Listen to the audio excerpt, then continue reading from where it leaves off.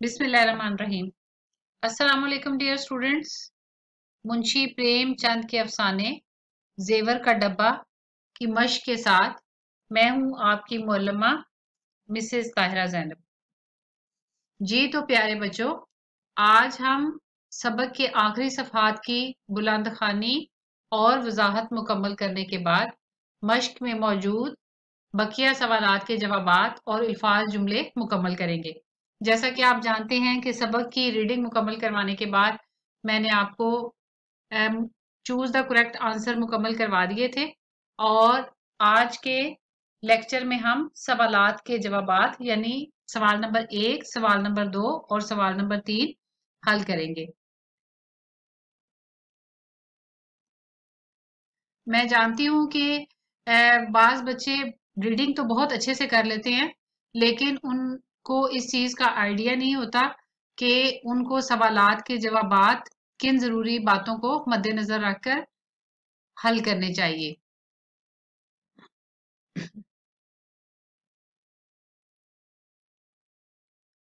जी तो स्टूडेंट्स, एक गलती जो ज्यादातर बच्चे करते हैं कि वो रीडिंग तो बहुत अच्छे से करते हैं, लेकिन सवालात के जवाबात किन जरूरी बातों को मद्देनजर रखकर लिखने चाहिए।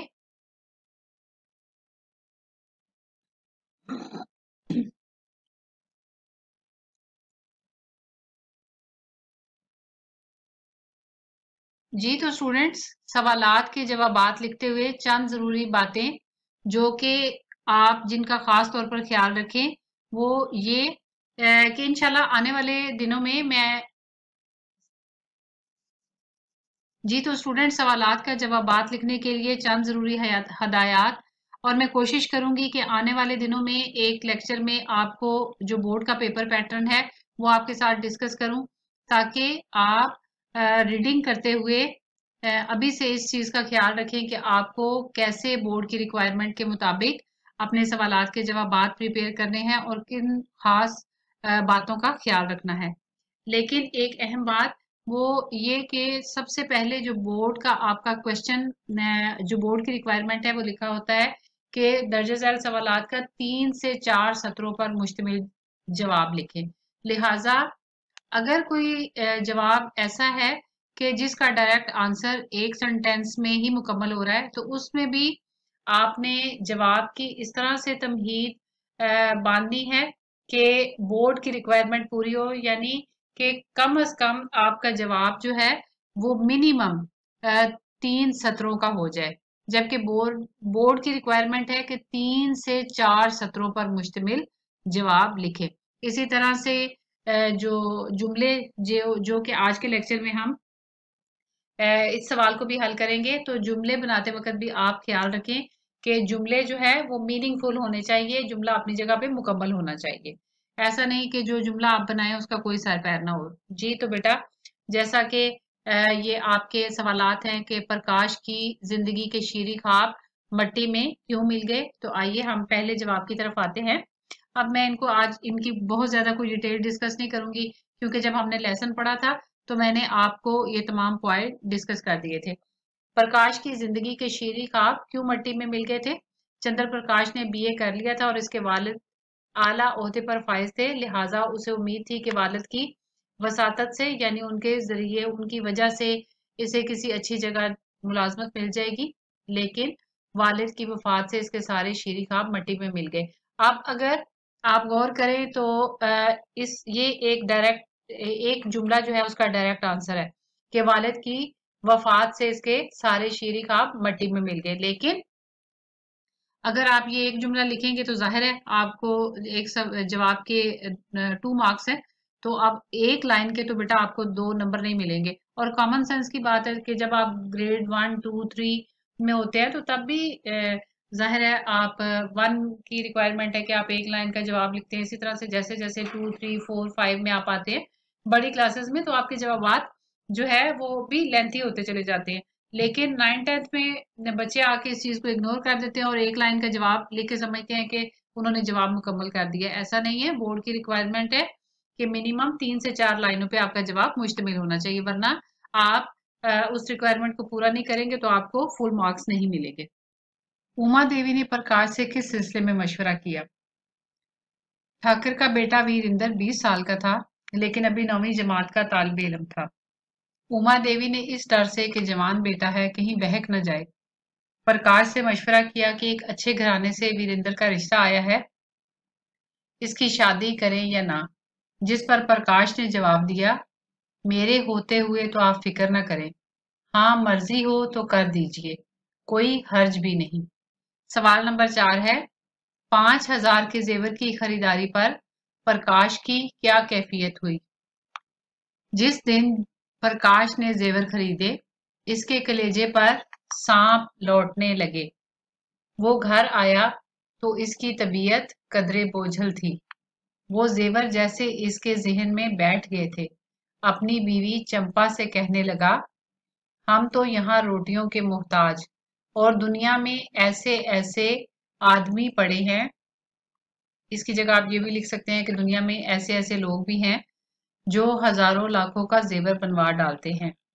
ठाकुर साहब ने आज बहू के चढ़ावे के लिए 5,000 के जेवर खरीदे। यहाँ पे एक बात जो मेरे जहन में आ रही थी, एक कंफ्यूजिंग पॉइंट है कि ठाकुर साहब ने प्रकाश को कितने पैसे दिए थे शादी की खरीदारी के लिए। तो वहां पर लिखा हुआ है 10-12 हजार, और जेवर उसने कितने के खरीदे थे? 5,000 के। और जो एक और बात थी कि आखिर में जमानत के जो पैसे थे, जब प्रकाश को असिस्टेंट मैनेजर की जॉब ऑफर होती है तो वहां पर जो जमानत देनी थी वो 10,000 रुपए थे। लिहाजा अब मैं दोबारा एक दफा रिपीट करूंगी कि शादी की खरीदारी के लिए प्रकाश को ठाकर साहब ने 10-12 हजार लिखा हुआ है। ऐसे नहीं लिखा हुआ कि 10,000 या 12,000, 10-12 हजार, जबकि उसकी नौकरी की जमानत के लिए 10,000 और जेवरात खरीदे थे 5,000 के। लिहाजा इन पॉइंट्स को आपने जहन में रखना है।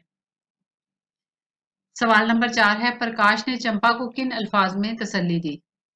जवाब है इसका, ठाकुर साहब की बहू के चढ़ावे के लिए 5,000 के जेवर की खरीदारी का सुनकर जब चंपा ने शिकवा किया कि इसके पास तो ठकराइन के बेटे की शादी में पहन कर जाने के लिए ढंग की साड़ी तक भी नहीं, तो प्रकाश ने तसल्ली दी कि असल में अब इसका जवाब ये वाली लाइन ही था कि साड़ी तुम्हारे लिए जरूर लाऊंगा, ये मुसीबत के दिन हमेशा ना रहेंगे, जिंदा रहा तो एक दिन तुम सर से पांव तक जेवर से लदी होगी।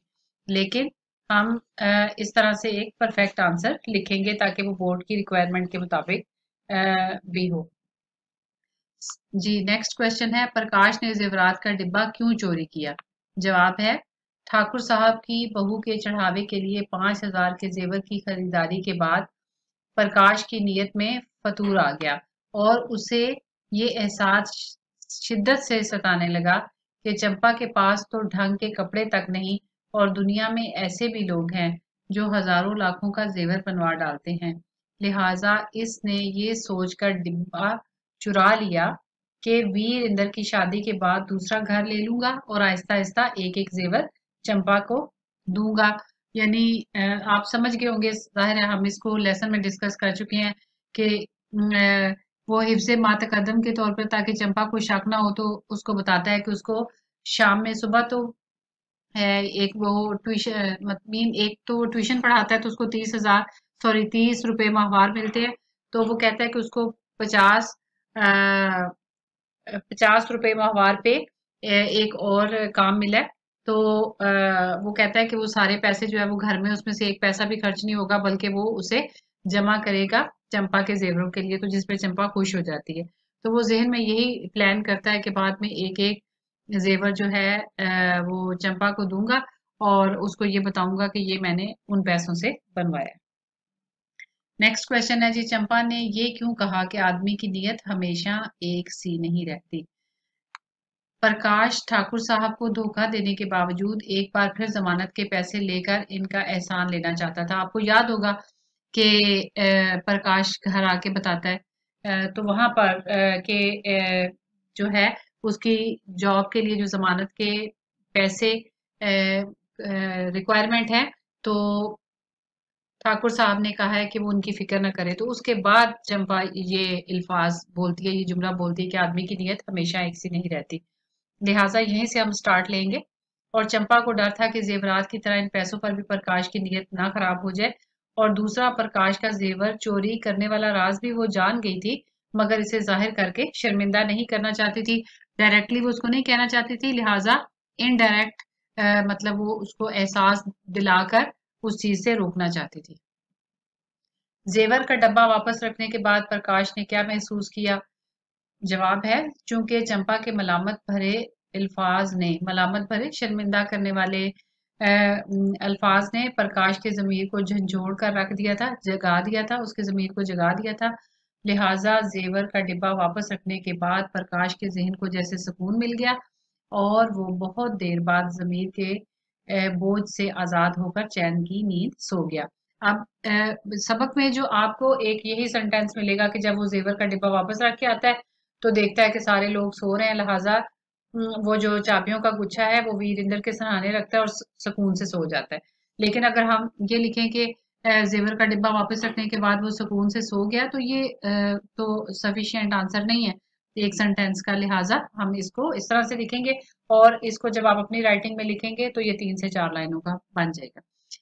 आखिरी सवाल है, इस अफसाने को पढ़कर आप क्या नतीजा अखज़ कर सकते हैं, यानी आप किस नतीजे पर पहुंचते हैं, क्या सबक हासिल करते हैं?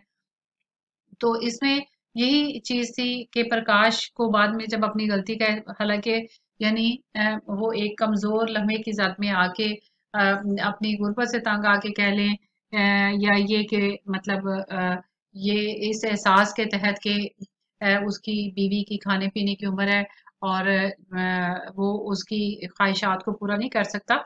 तो वो एक मतलब एक कमजोर लम्हे की जात में आके उससे एक गलत काम हो जाता है। लेकिन बाद में अपनी बीवी के भी इशारों कनायों में एहसास दिलाने के बाद जो है उसका ज़मीर जागता है और वो अपनी गलती को सुधारता है। तो इसमें हमने यही सीखा कि इंसान को गलती के बाद अगर अपनी हमाकत का अपनी बेवकूफ़ी का एहसास हो जाए तो ये सबसे बड़ी खूबी है, क्योंकि ज़हनी आराम और सुकून साफ सुथरी और गुनाह से पाक ज़िंदगी में पिन्हा है, पोशीदा है, छुपा हुआ है। हर बच्चा अपने मुताबिक इसको लिख सकता है। क्यों जैसा कि आपने अफसाने में भी पढ़ा कि पहले हालांकि तंगी थी, लेकिन वो सुकून से प्यार मोहब्बत से जिंदगी गुजार रहे थे। लेकिन जब वो गलत तरीके से उस लाइफ स्टाइल को चेंज करने की कोशिश करता है तो वो बातचीत से भी जाते हैं, ठीक है। तो और दूसरा सबक, मजीद दूसरा सबक तो नहीं, और ये कि सुबह सुबह का भूला अगर शाम को घर आ जाए तो उसे भूला नहीं कहते। यानी कि आप जैसा कि एंड पे हुआ कि जब वो जेवर का डिब्बा वापस रख देता है और वापस आके अपनी बीवी चंपा को बताता है कि जेवर का डिब्बा मिल गया, तो वो भी उसको बड़े वार्मली वेलकम कहती है और खुशी से जो है वो शुक्र अदा करती है। जी बेटा। नेक्स्ट अल्फाज के जुमले। पहला जुमला था तजब्जुब। तजब्जुब का मतलब होता है कि ये आप कशमकश का शिकार हो कि मैं ये काम करूं या ना करूं, ठीक है। तो इसलिए आपने इसको बेचैनी की सेंस में हम इसका जुमला नहीं बना सकते। जुमला आपने ऐसा बनाना है कि जुमले से ये वाजे हो कि आपको उस लफ्ज का मतलब अच्छे से समझ आ गया। तजब्जुब, कशमकश का शिकार होना। बारिश की वजह से मैं तजब्जुब का शिकार हूं कि स्कूल जाऊं या ना जाऊं, ठीक है। ढंग, चंपा के पास शादी पर पहनने के लिए ढंग के कपड़े न थे या ढंग के कपड़े तक न थे। मेरे पास पहनने के लिए कोई ढंग का लिबास नहीं, ठीक है। कुछ भी आप इस तरह से बना सकते हैं जो कि आपके सेंटेंस को वाजे करे। पोबारा, पोबारा का मतलब था कामयाबी। फसल अच्छी होने की वजह से आजकल अकरम के तो पाव बारा है, यानी वारे न्यारे हैं। आपने वहां पे भी पोबारा का मतलब इस सेंस में पढ़ा था ना कि वो प्रकाश सोचता है कि अगर तो संदूक की चाबी मिल गई और जिससे उसने जेवर चुराने होते हैं तो वो जेवर चुराने में कामयाब हो गया, तो वो कहता है फिर कामयाबी की कामयाबी कामयाबी है, वारे न्यारे हैं, ठीक है। तो फसल अच्छी होने की वजह से आजकल अकरम के तो पाव बारह हैं। और दूसरा जुमला ये भी बना सकते हैं, सोना महंगा होने की वजह से सुनारों के आजकल पाव बारह हो गए। इसी तरह से नेक्स्ट था सींध। चोर ने दीवार में सींध लगाई, नकब लगाई। मंडेर, मंडेर पर चोर के पांव के निशान वाजे थे। मंडेर मैंने बताया था कि जैसे दो छतों के दरमियान जो ऊंची जगह बनी होती है, वो ये जो अफसाना है, ये एक जगह तो इस असल अफसाने में 5 फुट लिखी हुई है, एक जगह 1 फुट वो मंडेर जो ऊंची जगह लिखी हुई है। आपने वही लिखना है जो आपके सबक के मुताबिक है। तो मंडेर कहते हैं दो छतों के दरमियान जो ऊंची जगह बनी होती है। वैसे हम ये भी कहते हैं मंडेर पर कौवा बैठा था। तो मंडेर वो जो छत के ऊपर छोटी सी ऊंची जगह बनी होती है उसको कहते हैं, या दो छतों के दरमियान जो ऊंची जगह होती है। तो जरूरी नहीं दो छतों के दरमियान, यानी छत पर ऊंची जगह पर जो एक ऊंची सी बैठने के लिए जिस पे परिंदे बैठते हैं, या जो पाँव रखने के लिए जगह बनी होती है उसको मंडेर कहते हैं। मंडेर ऊंची जगह। मंडेर पर चोर के पाँव के वाजे निशान थे। खमियाजा, पहला जुमला मैंने इसका बनाया, जेवरात चोरी की वजह से प्रकाश अपनी गफलत का खमियाजा घर छोड़कर भुगतना चाहता था। खमियाजा कहते हैं सजा, जो है वो भुगतना। इसी तरह से दूसरा, अपनी छोटी सी गलती का इसे बड़ा खमियाजा उठाना पड़ा। पूंजी, चोर किसान की पूंजी लूट कर ले गए। पूंजी कहते हैं उम्र भर की कमाई। इसी तरह से गरीब माँ बाप ने बेटे को पढ़ाने के लिए जमा पूंजी खर्च कर दी, अपनी उम्र भर की कमाई खर्च कर दी। नेक्स्ट है सींध, चोर ने दीवार में सींध लगाई। इस तरह से है तश्तरी, आमना चाय के साथ तश्तरी में गर्मा गर्म पकोड़े लाई। तश्तरी मैंने आपको बताया था प्लेट। बसाती, चंपा ने, ये तश्तरी का लफ्ज इस्तेमाल हुआ है जहां पर वो प्रकाश के लिए जो है पकौड़ियाँ तश्तरी में लेके आती है। बसाती, ये जो है छोटा छोटा सामान बेचने वाले गली में आते हैं। तो चंपा ने बसाती से संदूक की चाबी खरीदी। मतवहश, वहशत ज़दा, डरी हुई। वालदैन से बिछड़ा हुआ बच्चा मतवहश नजरों से आसपास देख रहा था।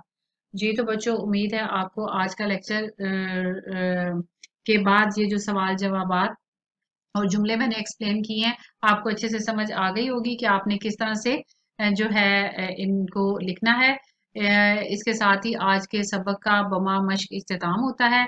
सबक की आपने अच्छे से बुलंद खानी करनी है, अच्छे से रीडिंग करनी है, और सबक के मुश्किल अल्फाज मैंने आपको एक्सप्लेन कर दिए थे, अच्छे से आपने याद करने हैं। और इसके बाद मश्की सवालात भी आज आपने कर लिए। लिहाजा अपना रोज का काम रोज करने की आदत शुरू से ही आप अपनाएं, और अपने काम लिखते हुए इमला और लिखाई की खूबसूरती पर आपने खास तवज्जो देनी है। इसके साथ ही इजाजत चाहती हूँ। दुआओं में याद रखिएगा। अल्लाह हाफिज।